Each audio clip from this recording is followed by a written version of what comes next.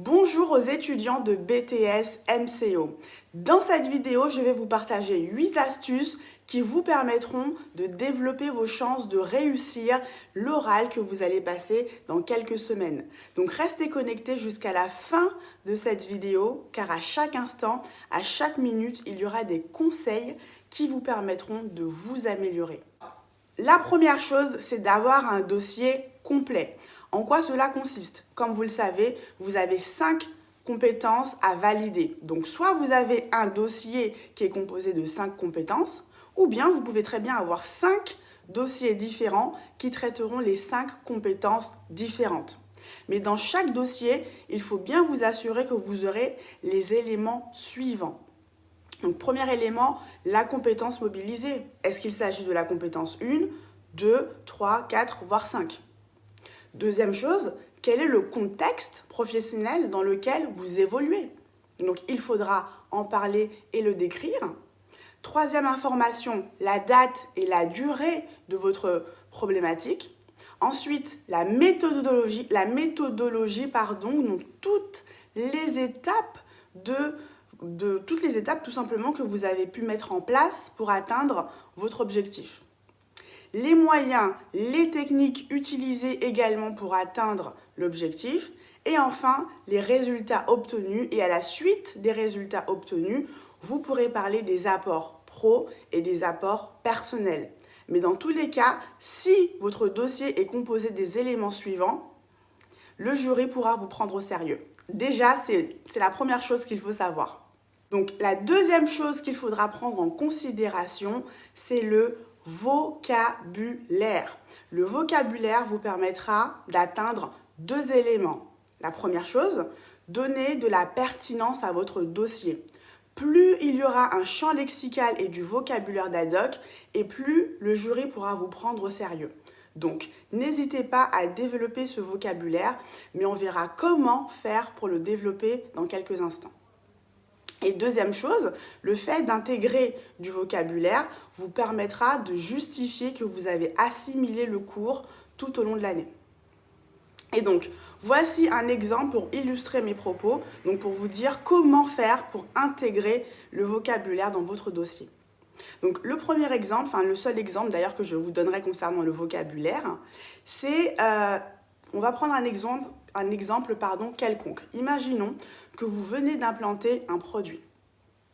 Vous êtes par exemple chez Sephora, donc entreprise de parfum, et vous prenez un parfum et vous l'implantez tout simplement. Si vous l'implantez, logiquement, il faudra déposer une PLV à côté de ce parfum. On est d'accord jusque-là? Eh bien, la PLV, il faudra expliquer qu'est-ce qu'une PLV, donc définir la PLV. Et donc pour ce faire, récupérez votre cours chapitre 19, livre manuel Fouché. Donc dans ce chapitre 19, ce chapitre s'intitule « Assurer la qualité de l'information sur le point de vente ».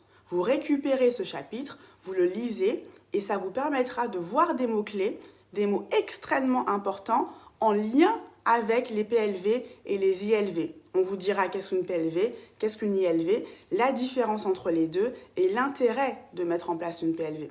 Et donc, ce vocabulaire, ces définitions, il faudra les intégrer dans votre dossier pour donner encore une fois du corps et de la pertinence au dossier. Maintenant, nous allons passer à la prochaine étape, l'angle analytique. En quoi cela consiste ? Eh bien, je vais vous le dire dans quelques instants et vous allez voir, c'est très simple. En fait, à chaque fois que vous allez parler de vos missions, vous devrez tout le temps expliquer pourquoi et comment. C'est 2 questions auxquelles il faudra répondre parce qu'un maximum de points sera tourné vers cet angle analytique. Alors, encore une fois, voici un nouvel exemple. Admettons encore une fois que vous travaillez chez Sephora et vous avez décidé d'implanter un parfum à l'entrée du magasin. Et donc, 2 questions s'imposent. Pourquoi ce produit? Pourquoi un parfum et non pas un maquillage ou encore un produit, une crème par exemple? Et pourquoi l'entrée du magasin? Donc, les questions pourquoi. Et deuxièmement, comment est-ce que vous avez fait pour implanter ce produit? Donc, je vais répondre à cela. Donc, d'abord, je vais commencer par répondre à la question pourquoi. Effectivement, pourquoi du parfum? Est-ce que c'est un produit qui est nouveau? Et donc, si ce produit est nouveau, il faudra augmenter ses chances d'être vendu en l'exposant à l'entrée du magasin. Ou bien peut-être que c'est un produit qui est en stock, qui dort depuis quelques mois. Et donc, comme vous le savez, il y a un coût de possession du stock. Lorsqu'un produit est en stock depuis quelques mois, il faut potentiellement lui donner une seconde chance d'être vendu. Et donc, forcément, l'entrée du magasin, avec un flux extrêmement important, est l'endroit stratégique naturellement.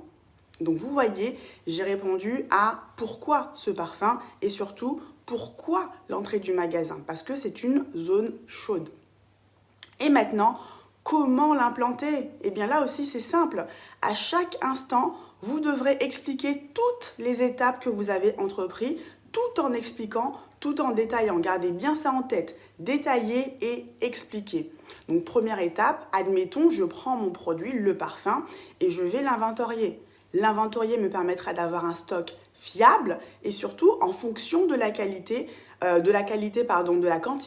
je verrai où est-ce que j'implanterai mon produit. Si j'ai un petit stock, je ne l'implanterai pas au même endroit que si j'avais un stock aussi important. Deuxième étape, peut-être que je choisis l'endroit stratégique où implanter le produit. Donc là, je viens de le dire encore une fois, c'est l'entrée du magasin. Donc, je récupère mon guéridon. Donc, le guéridon, c'est une table comme ça, assez haute, où positionner les produits. Je positionne le guéridon à l'entrée du magasin. Comme je l'ai dit, face au client. Donc, vous voyez, on détaille et on explique.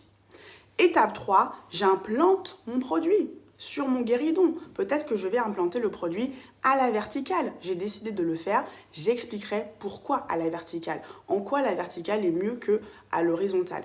Et donc là, on passe à la partie suivante qui est rédiger son discours.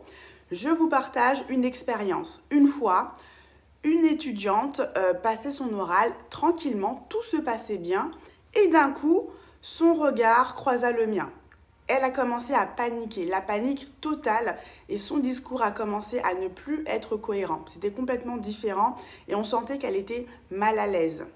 Donc, je l'ai laissé terminer sa présentation et à la fin, forcément, je lui ai demandé « Est-ce qu'elle a préparé son discours ?» La réponse était non. Eh bien, la morale de cette histoire, c'est que vous devez tout préparer. Chaque étape primordiale, importante de votre vie devra être préparée, comme cet oral. Eh bien, en quoi là aussi cela consiste? Pour chaque diapo, vous devrez écrire sur une feuille le discours que vous allez énoncer, que vous énoncerez. Par exemple, pour la diapo compétences professionnelles, c'est très simple. J'écrirai « Je m'appelle Vanessa, je suis vendeuse chez Sephora, mes missions sont d'accueillir le client, sont de l'encaisser ou encore de créer des cartes de fidélité, par exemple. » Mais en tout cas, lorsque cette diapo passera, vous saurez exactement quoi dire.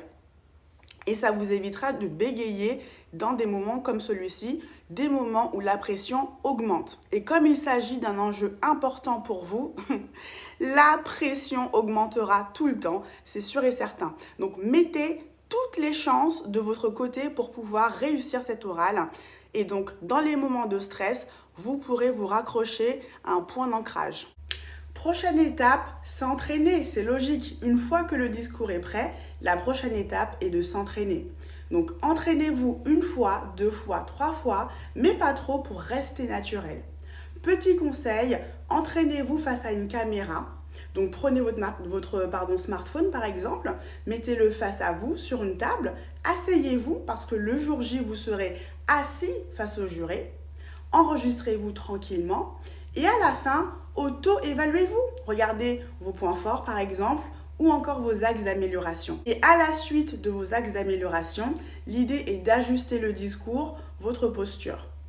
Mais en tout cas, une chose est sûre, si vous maîtrisez votre dossier, si vous vous êtes entraîné, lâchez-vous, donnez-vous à fond, c'est votre oral. Merde, comme on dit, à un moment donné, il faut se lâcher. Parce que sinon, si vous continuez à stresser, vous allez réduire les chances de réussir cet oral. Prochain élément, la logistique. Cela consiste en 2 temps. Le premier temps, le trajet et ensuite le matériel. Donc, on va commencer par le trajet. Et donc, j'en ai discuté avec un de mes étudiants et il m'a dit Madame Charles, moi, n'importe quel jour, je pars à l'heure que je veux. Et là, je l'ai regardé, j'ai dit, attends, à l'heure que tu désires? Et il m'a répondu, oui. Ne faites pas comme lui, partez en avance. On ne sait jamais, hein, RER A, RER B, RER C, ils peuvent nous mettre dans des problèmes. Donc partez vraiment en avance. Et si vous êtes en retard, vous risquez de stresser davantage. Donc assurez-vous les chances de réussir et tout cela commence par être à l'heure à votre rendez-vous.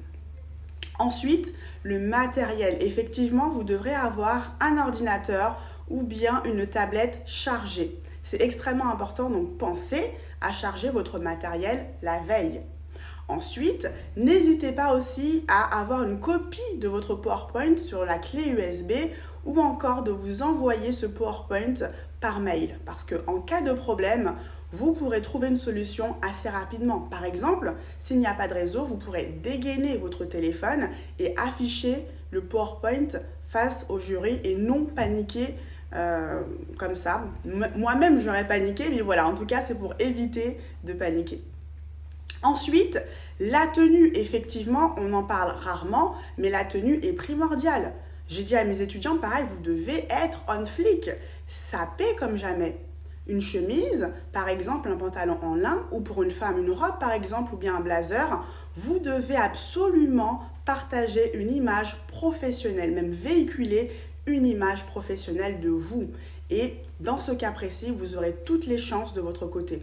Donc évitez les jeans troués, les baskets déchirées, que sais-je. Venez vraiment avec une posture de professionnel. Et enfin, on arrive à la dernière partie de notre dossier. La dernière astuce que je partage avec vous, c'est l'attitude face au jury. Et donc, si vous avez de la chance, et je l'espère pour vous, vous tomberez sur un jury neutre, bienveillant. Mais parfois, malheureusement, ça ne se passe pas comme ça et vous pouvez tomber sur des jurys qui sont de type, par exemple, un profil peut-être aigri ou encore fatigué d'avoir écouté des étudiants toute une journée. Et ça, j'avoue, je peux les comprendre. Mais bon, bref, en tout cas, tout ça pour dire que l'idée maintenant, c'est que vous devrez maîtriser le contenu de votre dossier. Si vous vous entraînez, si vous le maîtrisez, vous pourrez vous défendre face à eux et non bégayer. Encore une fois, entraînez-vous, c'est la base, préparez-vous, c'est encore une fois la base. Et au cas où, si à la fin, ils vous font des commentaires désobligeants et que ces commentaires, vous ne les acceptez pas, par exemple, vous pouvez vous justifier avec la phrase suivante, par exemple, avec tout le respect que j'ai pour vous, je ne partage pas votre avis et vous dites pourquoi, bien sûr, vous ne partagez pas leur avis tout en vous justifiant. C'est possible, vous pouvez vous justifier. D'ailleurs, c'est pour cela que c'est un oral. L'oral sert à ça, à se rattraper et à justifier ses actes. Et en tout cas, pour éviter encore une fois toute turbulence concernant la fiabilité de votre dossier, n'hésitez pas à rajouter des sources, des annexes, des tableaux, tout ce qui permettra de conforter, de confirmer les affirmations que vous avez mis dans votre dossier ou que vous allez faire durant votre oral. En tout cas, merci d'avoir regardé cette vidéo. J'espère que vous l'avez appréciée. Si c'est le cas, likez cette vidéo et surtout, bon courage à vous, j'espère du fond du cœur que vous aurez votre oral. Et encore une fois, partagez cette vidéo. À très vite.